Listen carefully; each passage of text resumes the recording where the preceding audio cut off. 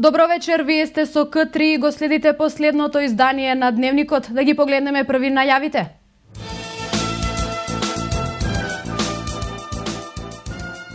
Одбележан денот на Здружената оперативна команда во касарната Боро Менков во Куманово. Оперативниот план за вработување ќе опфати 13.500 лица. Американската армија е подготвена да испрати уште муниција по воздух на бунтовничките групи во Сирија. Обрван го објави списокот со ракометарите кои патуваат за Хрватска.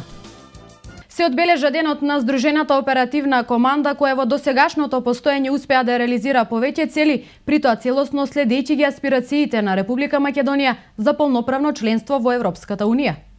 По втор пат се одбележува денот на Здружената оперативна команда во спомен на одбележување на еден од значајните историски настани врз кои се темела традициите на армијата. 17 октомври е денот кога далечната 1878 година во селото Кресна е формиран штаб на македонското познато како Кресненско востание, ден кога воедно е кренато востанието. Честувајќи го денот на Здружената оперативна команда, ние, незините припадници, не го криеме чувството на задоволство од се она што досега оваа команда го има постигнато. Воедно, за сите нас представува обврска и понатаму да останеме доследни во исполнувањето на соцстатаните цели.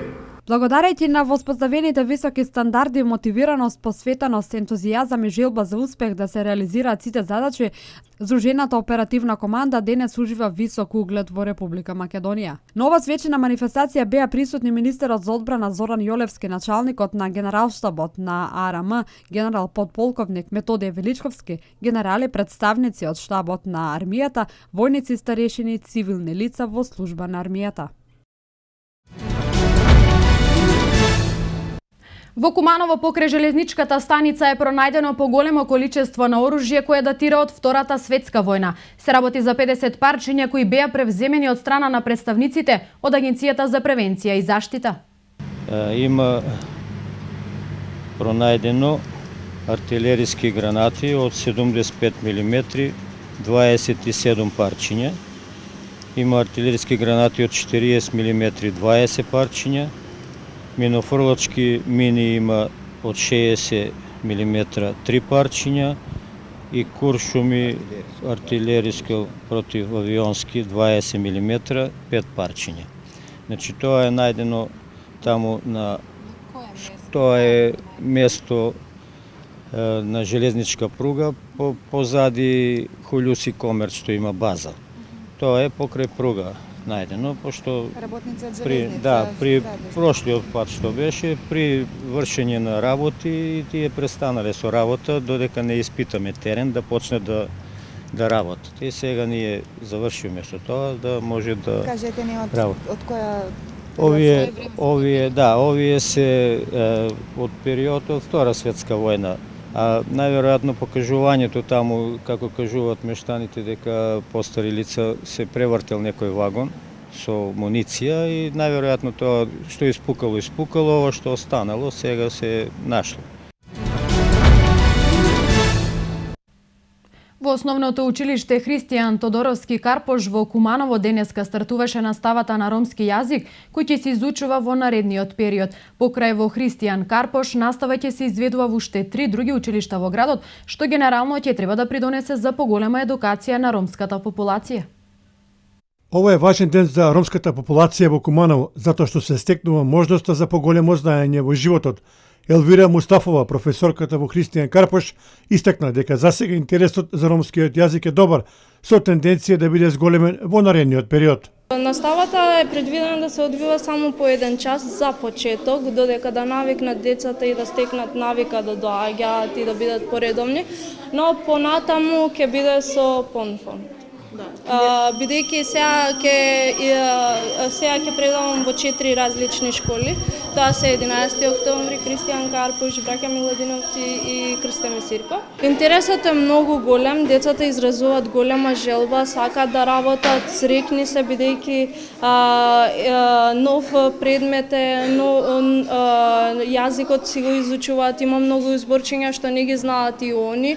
но интересни им се и стекнуваат навика да научат кој е нивното знаме, која е нивната химна, бидејќи они не знаеат дека ние имаме и химна и знаме и учебници, дека се изучува тоа според нормално. Представниците на ромските невладини организации од Куманово истакнаа дека оваа борба за воспитно-образовниот процес на ромите е траела долго, а воедно изразија благодарност до надлежните институции. На овој свечен ден за прв пат по толку години успеавме ромски јазик и култура да се воведе во основните училишта во општина Куманово.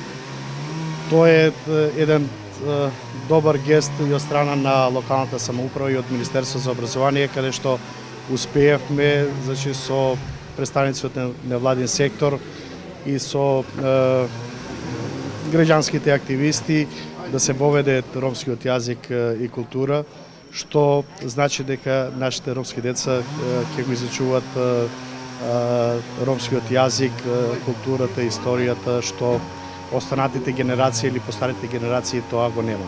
Да, секако, ова е за нас многу значаен момент. Ова треба да влезе во историјата, зашто за прв пат ова се случува во Куманово. Во другите градови веќе ова многу одамна тече. За жал во Куманово ние касниме, но сепак сме среќни што се случува, што децата ќе го изучуваат литературно ромскиот јазик и култура, така да тоа ќе биде многу важно и за нас и за децата. А уште посреќен ќе бидам ако се вклучат и неромски деца. Директорката на училиштето Лидија Косич не го криеше за задоволството и се надева дека бројот на учениците во наредниот период ќе биде зголемен. Оваа година во соработка со невладин ромски сектор и со општина сектор образование успеавме да добиеме согласност за воведување на овој изборен предмет. Нашето училиште од вкупна бројка на 1247 ученици, 100 ученици се роми. Во генерација трето имаме цела група од 15 ученици роми, така да тоа е солидна бројка за нов професор кој ќе предава јазик и култура на роми. Во детската градинка Развигорче беше одбележан светскиот ден на здравата храна. Преку низа активности и содржини децата се запознаа со процесот на одгледување и консумирање на здрава храна и колку истата е значајна за правилниот раст и развој.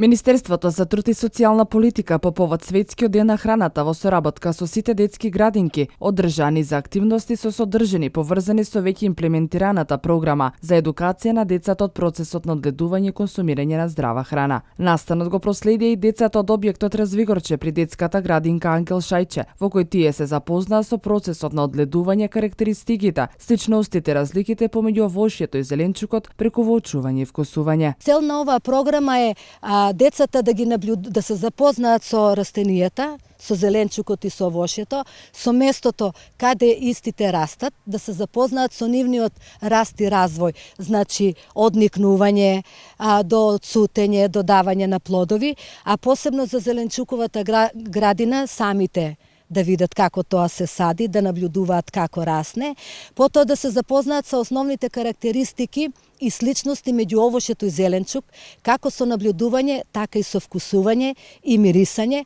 Покрај тоа, да ги запознаеме децата и со овош и со зеленчук, што ние го конзумираме, а немаме можност да го насадиме кај нас, бидејќи бара посебни услови, и да сватат дека и тоа овошје и тој зеленчук се многу важни за нивниот правилен раст и развој. Децата од објектот Развигорче во рамке на ликовното катче цртаат цртежи со здрава храна, во кој изразија својата креативност за значењето на здравата храна. Пеа песни, гледаа куклена представа за здрава храна и цртаа подоживување. Береа зеленчук од зеленчуковата градина и правеа салата. Ја посетија градината заедно со гостите, береа зеленчукови плодови, сега по враќање во занимална, од истите зеленчукови плодови ќе направат салата која ќе конзумираат.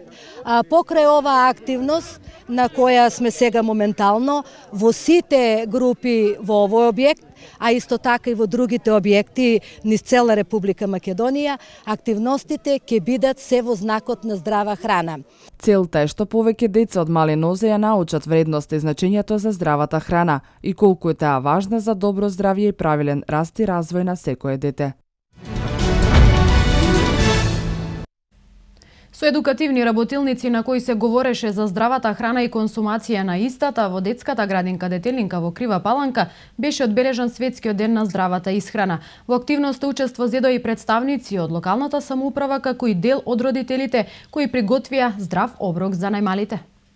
По повод 16 октомври, денот на здравата исхрана, во Кривопаланичката детска градинка Детелинка беа реализирани едукативни работилници на кои стана збор за значењето на правилните навики во секојдневната исхрана, а беше организиран и оброк од здрави намирници. Сезонското овошје, како и вкусните пити со зеленчук и палачинки со мети и ореви, приготвени од мајките и бабите, се најдоа на утринското мени на најмалите кривопаланчани. Директорката Маџовска нагласува дека во оваа воспитно-образовна установа посебно се внимава на детската исхрана, а во прилог на тоа говори и фактот што овошјето и зеленчукот ги произведуваат на сопствените мини плантажи. Денот на здравата храна за прв пат го одбележуваме оваа година, инаку морам да кажам дека здравата храна како во програмата е вклучена и многу се работи за неа веќе во последните 2 години и многу промени се случени на полето на здравата храна. Промени имаме во самите наши јеловници што ги користиме во градинката, а веќе почнавме во соработка со родителите, со представниците од општината, се повеќе да се внесуваат активности околу здравата храна. Денеска баш на денот кога се одбележува здравата храна, во секоја група има представници од членовите на семејствата со известни производи направени од здрава храна.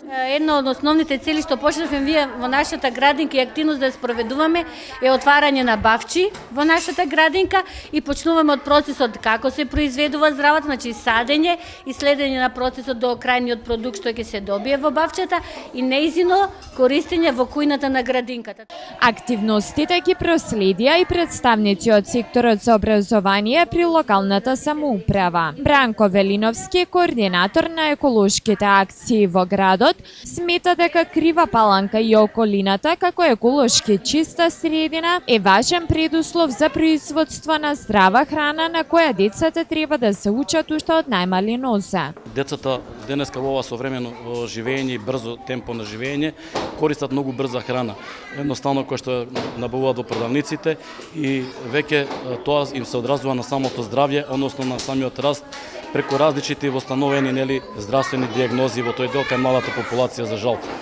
Можам да кажам дека Крива Паланка има една голема предност што е еколошки доста чиста средина и дека сите, нарочито овде каде што сме сега во Детелинка, децата имаат преку своите родители близина, секој има градина, секој има бавчи, секој оди во село, значи каде што се произведува се уште добра и квалитетна здрава храна која што треба да ја наметнуваме на оваа млада популација. Несомнено, примарните здрави навики се учат во семејството, па затоа во активноста беа вклучени и дел од родителите на децата.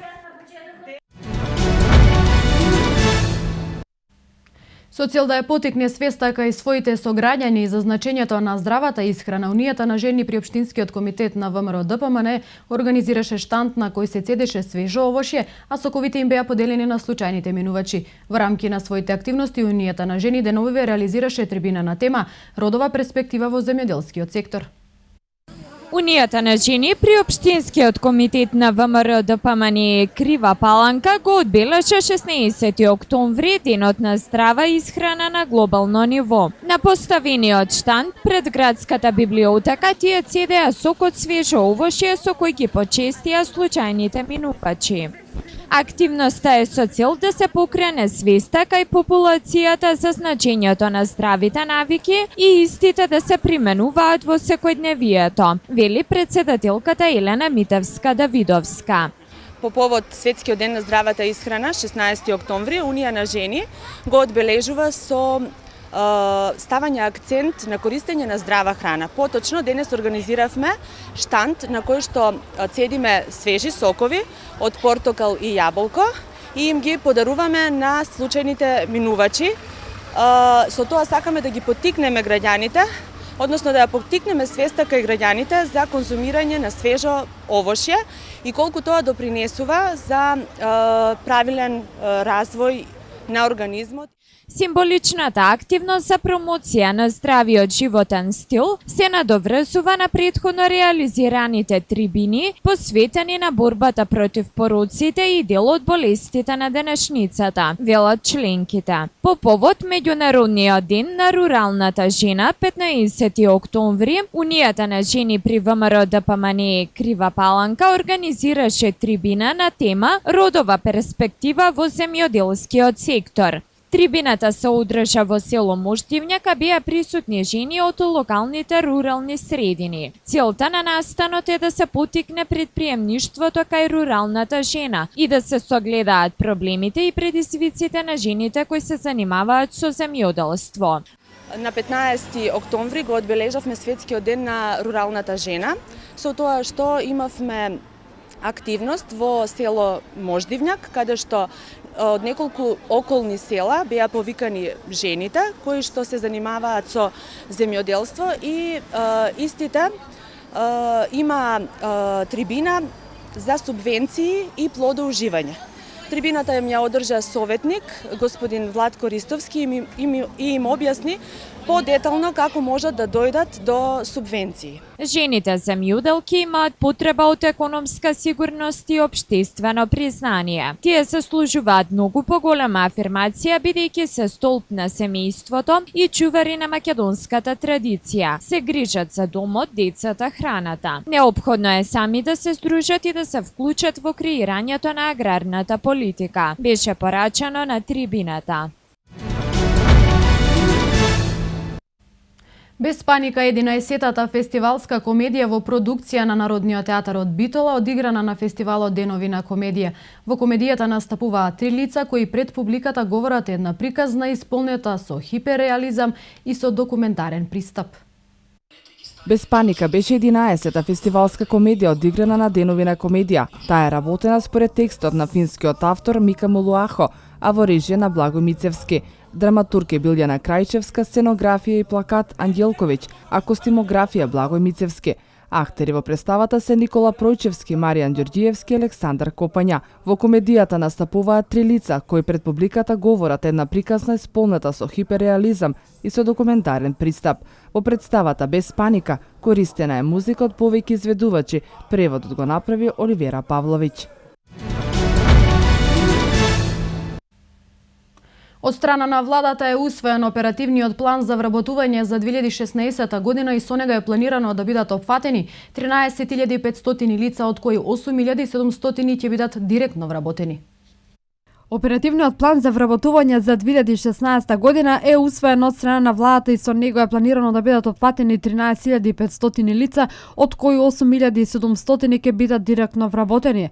Премиерот Никола Груевски изјави дека оперативниот план е усвоен пред 10 дена и оти за негова реализација ќе бидат инвестирани 11,5 милиони евра. Тоа е план што ќе се спроведува преку Агенцијата за вработување. Дадени се максимални напори кои се потребни за негова реализација и ќе биде целосно реализиран, изјави премиерот Груевски. Лидерите на Европската унија одобри акцијски план за да на Турција и се помогне да го сузбие приливот на имигранти, а за возврат ќе добие отстапки од Брисел, вклучително полесно добивање визи. За ова и за другите настани во вестите од светот. Лидерите на Европската унија одобри акцијски план за да на Турција и се помогне да го сузбие приливот на имигранти, а за возврат ќе добие отстапки од Брисел, вклучително полесно добивање визи. Председателот на Европскиот совет Доналд Туск рече по самитот на лидерите на 28 земји дека Турција мора да ги исполни своите обврски, бидејќи акцијски план има смисла само ако се сузбие приливот на бегалци. Шефот на Европската комисија Жан-Клод Јункер рече дека лидерите на Европската унија се согласиле да ја забрзаат работата за полесно добивање визи за државјаните на Турција, но во исто време нагласувајќи дека Европската унија нема да прави компромиси околу своите стандарди. Германската канцеларка Ангела Меркел изјави по состанокот на лидерите на Европската унија дека унијата разгледува финансиска помош за Турција од околу 3 милијарди евра за да ја помогне да ги задржи сириските бегалци и да ги одврати од заминување во Европа. Во текот на акцијата на руската авиација во сириската провинција Хомс убиен е лидерот на терористичката група Ахрар ел-Джем Абу Бакр ал-Чичани по потекло од Чеченија, потврди представник на сириската војска. Неодамна сириската агенција САНА соопшти дека сириската војска убила уште еден од лидерите на оваа организација. Станува збор за шеикот Омар Мустава ел-Холдар и неговиот помошник Халет Абу Анас. Сириската телевизија информира дека војската почнала операција на северот и северозападот од провинцијата Хомс со цел повторно да ја воспостави безбедноста и стабилноста во селата и градовите од ова подрачје. Американската армија подготвена да испрати уште муниција по воздух на бунтовничките групи во Сирија кои се борат против групата Исламска држава, откако испрати 50 тони муниција, јави МИА. Ки има уште испороки по воздух, но само ако може да докажа дека муницијата се користи ефикасно против Исламската држава, изјави анонимен представник на армијата, додавајќи дека колку повеќе резултати покажуваат, толку поредовни ќе бидат испораките американските авиони, ќе ги избираат целите на начин што ќе дава предност на терен на бунтовниците кои се борат против Исламската држава. Програмата за достава на Пентагон сепак ќе биде ориентирана кон резултатите по неуспехот на планот за обука на локални сили.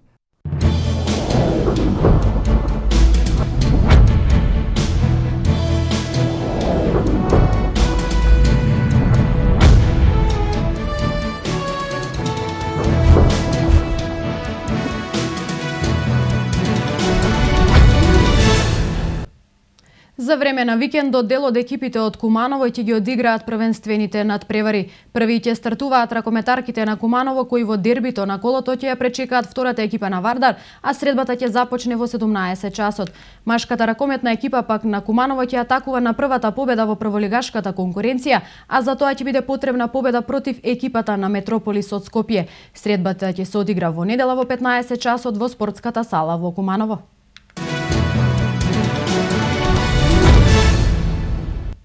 Сениорската машка репрезентација на Македонија во склоп на ЕХФ неделата што ќе се случува од 2 до 8 ноември ќе настапи на турнир во Умак, Хрватска, како дел од подготовките за настап на Европското првенство 2016. Сениорската машка репрезентација на Македонија во склоп на ЕХФ неделата што ќе се случи од 2 до 8 ноември ќе настапи на турнир во Умак, Хрватска, како дел од подготовките за настап на Европското првенство 2016. Турнирот во Умак ќе се игра во период од 6 до 8 ноември, на кој покрај Македонија и домаќин од Хрватска ќе настапи и Црна Гора. Според предвидениот распоред, нашата селекција своите средби ќе ги игра во петок и во сабота. На 16 ноември 2015 Хрватска Македонија, а на 7 ноември 2015 Македонија Црна Гора. Селекторот на нашата најдобра машка репрезентација Ивица Обрван својот прв собир со ракометарите го закажа на 2 ноември, а ќе се тренира во Скопје и во наредните 3 дена, заклучно со 5 ноември, за кога е предвидено патување за Хрватска. Обрван го објави списокот од 18 ракометари на кои смета за ЕХФ неделата: Борко Рисовски, Никола Митревски, Дејан Манасков, Гоце Олјески, Гоце Ѓоргиевски, Никола Костевски, Стојан Честоилев, Жарко Пешевски, Никола Марковски, Кирил Лазаров, Владко Митковски, Филип Миркуловски, Немања Прибак, Ацо Јонески, Филип Лазарев, Филип Талевски, Филип Кузмановски, Милорад Куковски. Инаку покрај овој дел од подготовките во склоп на ЕХФ неделата, сениорите своите последни подготовки пред стартот на Европското првенство се очекува да ги започнат на крајот на декември 2015 година. Во тој период пред почетокот на континенталниот шампионат, Македонија веќе има закажано уште 2 пријателски надпревари против Словенија во Крско на 4 јануари и во Целје на 5 јануари. Европското првенство во Полска почнува на 15 јануари, а Македонија се наоѓа во силна група со Франција, Србија и домаќинот Полска.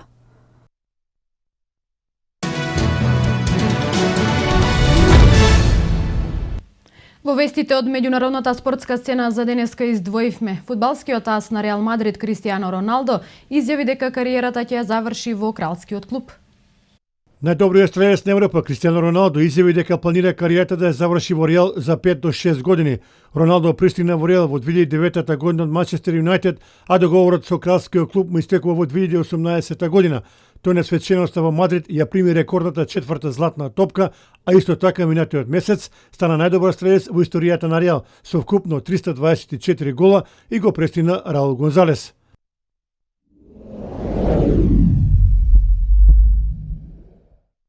Барселона и понатаму по потрага за фудбалер кој ќе го замени Педро, кој замине во Челси. Како јавуваат каталонските медиуми, актуелниот европски шампион постигнал начелен договор со Роби Ван Перси. Холанѓанецот се сретнал со силниците на Барселона и соопштил дека е расположен да се пресели на Nou Camp, затоа што во Фенербахче не добива многу шанса. Доколку пропадне договорот со Роби Ван Перси, втора опција на Барселона е фудбалерот на Селта Нолито.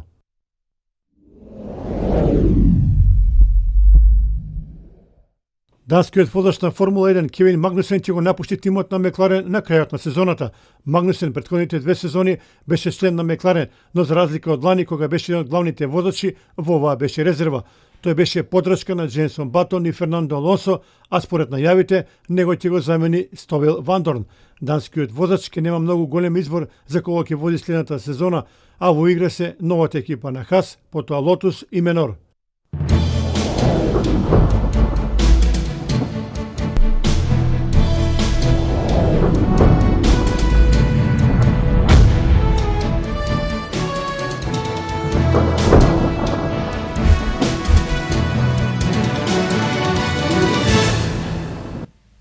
По информациите од спортот да ја проследиме временската прогноза.